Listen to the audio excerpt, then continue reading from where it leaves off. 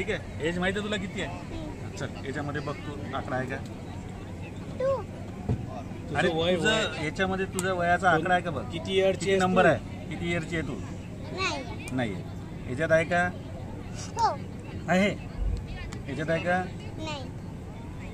याच्यात आहे का? याच्यात आहे का? याच्यात आहे का? 8 वर्षाची आहे तू.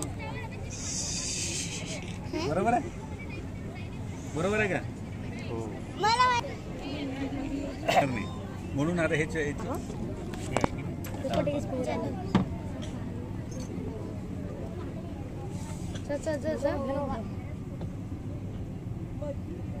पोपट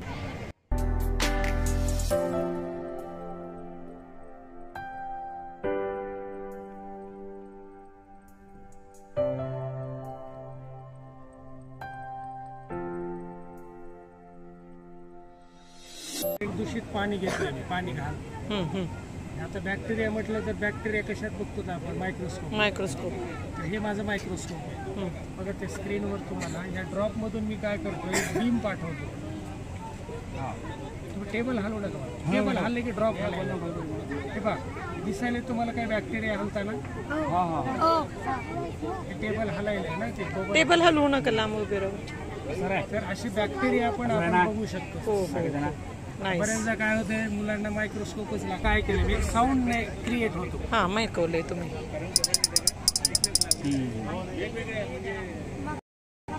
मॉडेलमधून आहे. खेळ खेळत शिकण्यासाठी कक्षेमध्ये कोणत्या कक्षेमध्ये किती इलेक्ट्रॉन आहे त्यामध्ये ना ऑक्सिजन घेतला समजा तर ऑक्सिजनचा ॲटॉमिक नंबर या ठिकाणी आहे, प्रोटॉन आणि इलेक्ट्रॉनची संख्या. तर जेवढे इलेक्ट्रॉन आहे ते इलेक्ट्रॉनचं डिस्ट्रीब्युशन म्हणजे त्याची संख्या, ही इलेक्ट्रॉन डिस्ट्रीब्युशन आपल्याला या ठिकाणी दाखवतं. म्हणजे मुलं जे आहे प्रॅक्टिकली खेळत खेळत त्याचं इलेक्ट्रॉनिक कॉन्फिगरेशन लिहित आहे 10वीपर्यंत.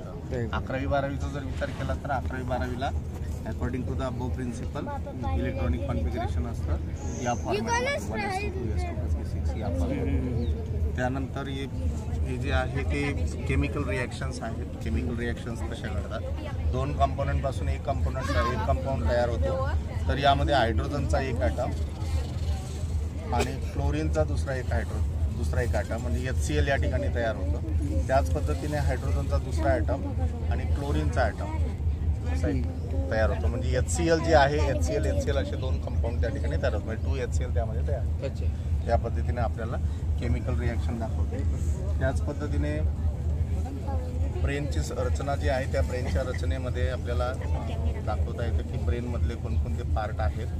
ब्रेनचे असे 5 पार्ट आहेत. त्यामध्ये प्रत्येक पार्टचं कार्य काय आहे ते आपल्याला त्याच्या आतमध्ये माहिती आपल्याला घेता येते. या पद्धतीने डिटेल माहिती आपल्याला म्हणजे ब्रेन पूर्ण सब्जेक्ट जो आहे तो ब्रेनशी रिलेटेड कन्सेप्ट क्लिअर होतो. त्याच पद्धतीने पॉलिनेशन आहे 11वी 12वीच्या दृष्टीनं. तर यामध्ये पॉलिनेशनमध्ये 2 जर सेम टाईपची फुलं असतील एकाच झाडावरची तर त्याला आपण सेल्फ पॉलिनेशन म्हणतो. तर ते सेल्फ पॉलिनेशन आणि क्रॉस पॉलिनेशन ही कॉन्सेप्ट आपल्याला मॅग्नेटच्या साह्याने दाखवता येते. ही कॉन्सेप्ट सुद्धा क्लिअर होत असते. त्याच पद्धतीने आयनिक बॉन्ड फॉर्मेशन जे आहे त्या आयनिक बॉन्ड फॉर्मेशनमध्ये ट्रान्सफर ऑफ इलेक्ट्रॉन कसं होतं ते आपल्याला यामध्ये दाखवता येईल. ट्रान्सफर ऑफ इलेक्ट्रॉन म्हणजे मेटल आणि नॉन मेटलमध्ये घडणारी क्रिया आहे. तर यामध्ये मेटल आणि नॉन मेटलमध्ये ट्रान्सफर होतो इलेक्ट्रॉन मेटलकडून नॉन मेटलकडे. या पद्धतीने आपल्याला बॉन्डिंग दाखवता येईल. हे बेटा काढ रे.